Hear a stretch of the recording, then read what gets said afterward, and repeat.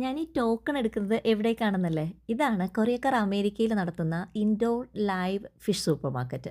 ഇവിടെ എല്ലാത്തരം മത്സ്യങ്ങളും അവൈലബിൾ ആണ്. കൂടാതെ പല രീതിയിലുള്ള സീ ഫുഡ് ഐറ്റംസ് നമ്മുടെ ലോബ്സ്റ്റർ, ക്രാബ്. ക്രാബിനെ കുറിച്ച് പറഞ്ഞപ്പോഴാണ് ക്രാബ് തിയറി നിങ്ങൾക്ക് എല്ലാവർക്കും അറിയാവുന്നതാണല്ലേ? If I can have it neither you can. അത് തന്നെ എനിക്ക് സാധിക്കാത്തത് നിനക്ക് സാധിക്കരുത്. ഒറ്റയ്ക്കൊരു ഞണ്ടിനെ ഒരു ബക്കറ്റിൽ വെച്ച് കഴിഞ്ഞാൽ അത് പെട്ടെന്ന് തന്നെ പുറത്ത് കിടക്കും. എന്നാൽ ഒരുമിച്ചാണെങ്കിലോ അപ്പോൾ പരസ്പരം രക്ഷപ്പെടുന്നത് തടയും. നിങ്ങളുടെ ഫ്രണ്ട് സർക്കിളിൽ അങ്ങനെ ആരെങ്കിലും ഉണ്ടോ? ഉണ്ടെങ്കിൽ പെട്ടെന്ന് തന്നെ ഓടി രക്ഷപ്പെട്ടോളൂ കേട്ടോ. ആളൊരു റെഡ് ഫ്ലാഗാണ്. പെട്ടെന്ന് തന്നെ രക്ഷപ്പെട്ടോളൂ കേട്ടോ. അടുത്ത ആൾ ദാ ഇവിടെ ഇരിപ്പുണ്ട്. ഈ ശംഖിൻ്റെ ഷേപ്പിലെ ഷെല്ലിൻ്റെ ഉള്ളിൽ ആൾക്കും ജീവനുണ്ട് കേട്ടോ. ഞാൻ ആദ്യം വിചാരിച്ചിരുന്നില്ല.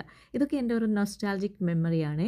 സത്യത്തിൽ ഞങ്ങൾ കോസ്റ്റൽ ഏരിയയുടെ അടുത്താണ് താമസിച്ചിരുന്നത്. അതുകൊണ്ട് തന്നെ ഇതുപോലുള്ള ഷെല്ല് നമുക്ക് സുലഭമായി കിട്ടും. ഈ ഷെല്ലൊക്കെ കിട്ടിക്കഴിഞ്ഞാൽ നമ്മുടെ ചെവിയിൽ നമ്മൾ ചേർത്ത് വെച്ചിട്ട് കടലിൻ്റെ ഇരമ്പം ആസ്വദിക്കും. എന്ത് നല്ലൊരു ഫീലാണെന്നറിയാമോ? അതൊക്കെ പറഞ്ഞാൽ മനസ്സിലാവില്ല. ആ, ഇനി നമ്മുടെ ഇവിടെ ഉള്ള ഒരു സ്റ്റാഫിൻ്റെ കാര്യമാണ് കേട്ടോ ഞാൻ പറയുന്നത്. എത്ര ക്ഷമയോട് കൂടിയാണെന്നറിയാമോ ആൾ മീൻ പിടിക്കുന്നത്. കാരണം നമ്മൾ പറയുന്ന മീനിനെ കിട്ടുന്നിടം വരെ ആൾ ട്രൈ ചെയ്യുന്നുണ്ട്. പിന്നെ നമുക്ക് സെലക്ട് ചെയ്തതിന് ശേഷം ഏത് രീതിയിൽ വേണമെങ്കിലും നമുക്ക് അതിനെ കട്ട് ചെയ്യാം. ദാ ഇവിടെ തല്ലിക്കൊല്ലുന്നത് നിസ്സാരക്കാരനെ അല്ല കേട്ടോ, നമ്മുടെ തിലാപ്പിയ. ബൈബിളിൽ നമ്മൾ 5 അപ്പവും 2 മീനും കൊണ്ട് 5000 പേരെ ഊട്ടിയ കഥ പറയുന്നില്ലേ? ഇവരുടെ മുൻഗാമികളാണത്രേ അവർ. എന്തായാലും അടുത്ത ആളെ നോക്കി ഒറ്റക്കൊട്ടിന് തീർത്തു. ഓ, ദാരുണമായൊരു കൊലപാതകമാണ് ഇപ്പോൾ കൺമുന്നിൽ കണ്ടത്. ദാ നമ്മുടെ കൂരിയാണ്. വിസ്കസ് ഉള്ളതുകൊണ്ട് അവനെ കാറ്റ് ഫിഷ് എന്നാണ് വിളിക്കുന്നത്. എന്തായാലും അവൻ്റെ രസമുകുളങ്ങൾ മൊത്തമുള്ളത് അതിലാണത്രേ.